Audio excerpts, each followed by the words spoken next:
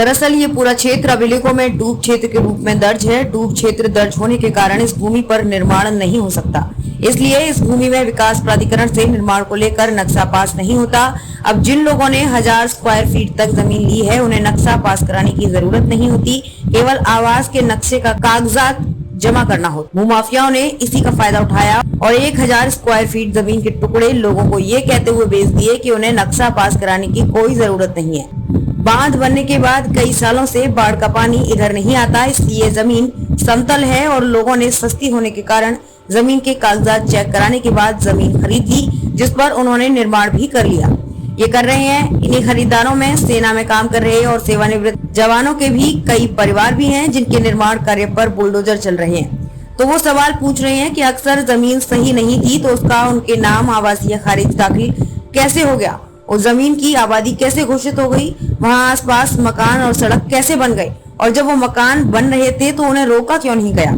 इसलिए पाई जोड़कर जो उन्होंने जमीन खरीदी और उस पर निर्माण कराया, वो भी जब इस तरह से चला जाएगा तो वो कहाँ जाएंगे।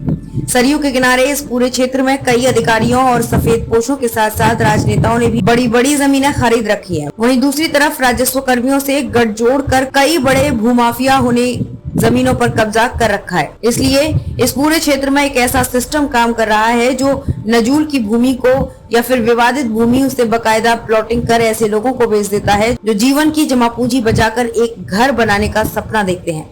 समाजवादी पार्टी के पूर्व मंत्री और प्रवक्ता तेज नारायण उर्फ पवन पांडे ने पीड़ित परिवारों के साथ बकायदा प्रेस कर इसी गठजोड़ की बात की है और जो सवाल पीड़ित परिवार उठा रहे हैं, उसी सवालों को उठाते हुए सीधे मुख्यमंत्री योगी आदित्यनाथ को इस मामले में कार्रवाई करने की चुनौती दे दी है।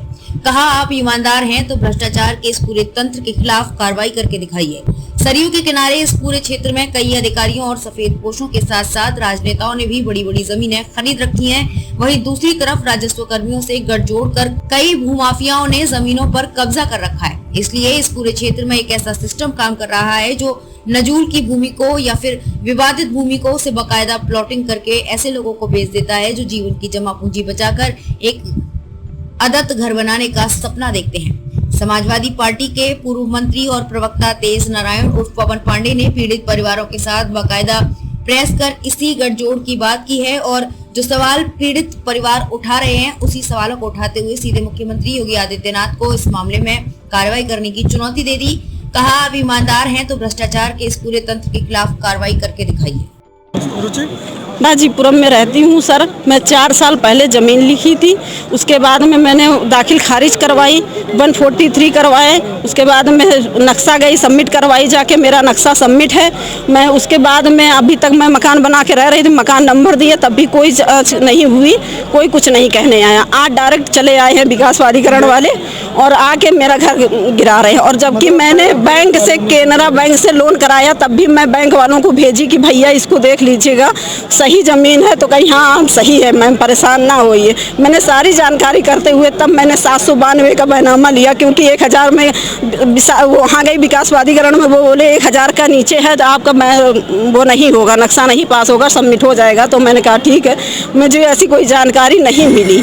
आवाज़ जानकारी नहीं मिलने आज डायरेक्ट चले आए, मकान गिरा रहे हैं, जैसी भी चला रहे हैं। जब मैं मना कर रही हूँ तो कहीं मैं कुछ नहीं जानता हूँ। ये आप अपना योगी जी से जिससे लिया है, या योगी जी से बात करिए जा करके। क्या नाम है आपका? मेरा नाम रूबी शुक्ला है। टूटराम बैनामा करवाएं, सारी सरकारी काम है जो भी है, पहले हमें बताना चाहिए था। अगर टूटराम छोटे छोटे बच्चे लेके जाए कहाँ पे सर, हम क्या करें वहाँ पे? कोई ठिकाना नहीं है कि हमें कोई ठिकाना हो रहने का सर।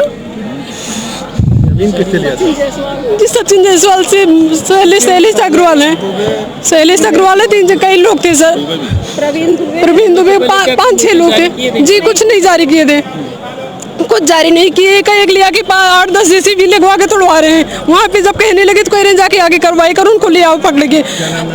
कृष्ण जी। और हम सब उसका परीक्षण करा रहे हैं, प्रशासन के लोग भी परीक्षण करा रहे हैं, जिससे भविष्य में जनता का उत्पीड़न न, और वो जल्दी ही उसका परीक्षण हो जाएगा।